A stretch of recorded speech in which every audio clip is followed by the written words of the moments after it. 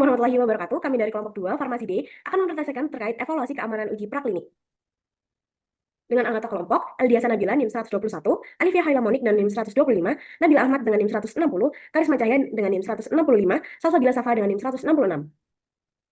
Dengan studi kasus, sebuah perusahaan farmasi sedang mengembangkan obat anti kanker baru. Sebelum melanjutkan ke uji klinik, perusahaan harus melakukan evaluasi keamanan melalui uji praklinik, termasuk uji toksisitas akut dan subkronik pada tikus. Salah satu tikus menunjukkan penurunan berat badan yang signifikan dan kerusakan organ ginjal setelah 14 hari pemberian obat.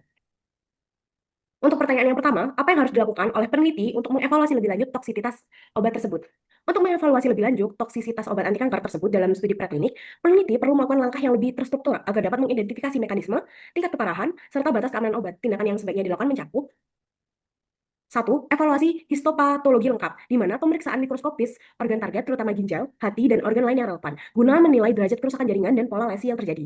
2. Pemantauan biomarker fungsi organ, seperti fungsi ginjal melalui kreatinin, urea nitrogen darah atau BUN, dan elektrolit. Fungsi hati melalui ALT, AST, ALP, dan bilirubin. Data ini diperlukan untuk korelasi antara temuan klinis, toksikologi, dan histopatologi. Yang ketiga adalah analisis hubungan dosis dan respon, di mana mengulang uji dengan rentang dosis yang lebih luas, termasuk dosis lebih rendah, untuk menemukan NOAEL atau No Observed Adverse Effect Level dan LOAEL Lowest Observed Adverse Effect Level.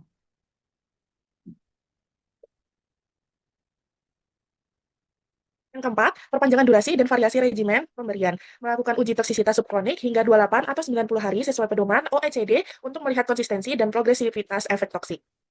Yang kelima, penilaian mekanisme toksik. Investigasi mekanistik seperti indikator stres oksidatif, MDA, GSH, apoptosis, dan nekrosis sel, studi penyerapan, distribusi, metabolisme, ekskresi, ADME, untuk mengetahui apakah ada akumulasi metabolit toksik di ginjal.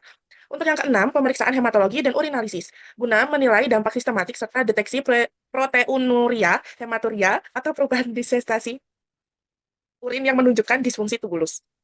Yang ketujuh, studi reversibilitas, penghentian sementara pemberian obat kemudian observasi apakah kerusakan dapat pulih, untuk menentukan apakah toksisitas bersifat reversibel atau irreversibel. Yang kedelapan, perbandingan dengan kelompok kendali positif dan negatif, untuk memperkuat kesimpulan kausalitas toksik obat terhadap temuan yang muncul.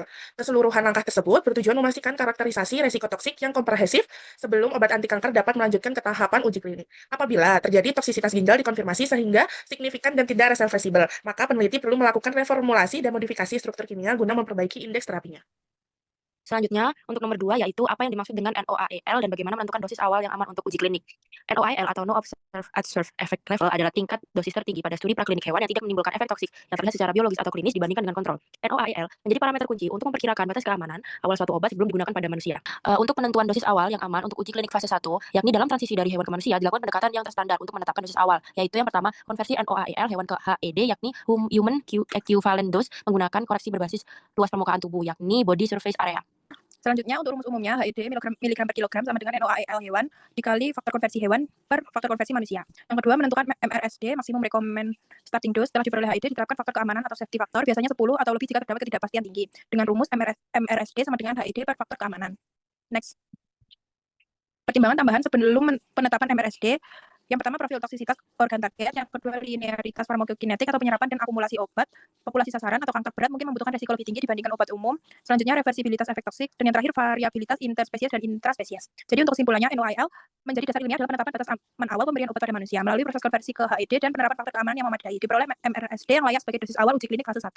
Nomor 3, mengapa evaluasi toksisitas subkronik dan kronik penting dalam pengembangan obat ini? Jadi, evaluasi toksisitas subkronik dan kronik memiliki peran fundamental dalam pengembangan obat anti kanker karena bertujuan memastikan keamanan penggunaan jangka menengah hingga panjang sebelum obat diberikan kepada manusia.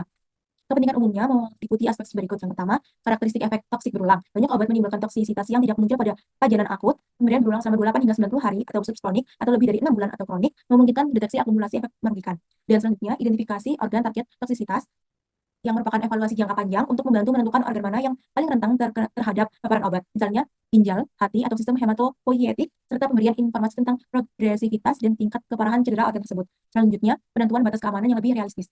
Data toksisitas subkronik atau kronik menjadi dasar penetapan NOAEL dan LOAEL yang lebih akurat, sehingga rancangan dosis untuk uji klinik dapat dilakukan secara aman dan ilmiah.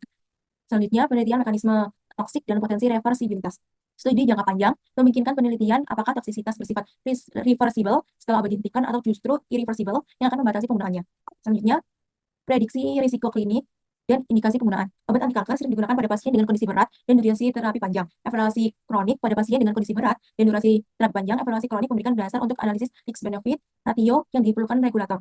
Dan yang terakhir, pemenuhan regulasi internasional. Badan pengawas, misalnya BPOM, FDA, dan EMA, mensyaratkan data toksisitas jangka panjang sebagai persyaratan untuk izin uji klinik, terutama pada obat yang ditujukan untuk terapi kanker.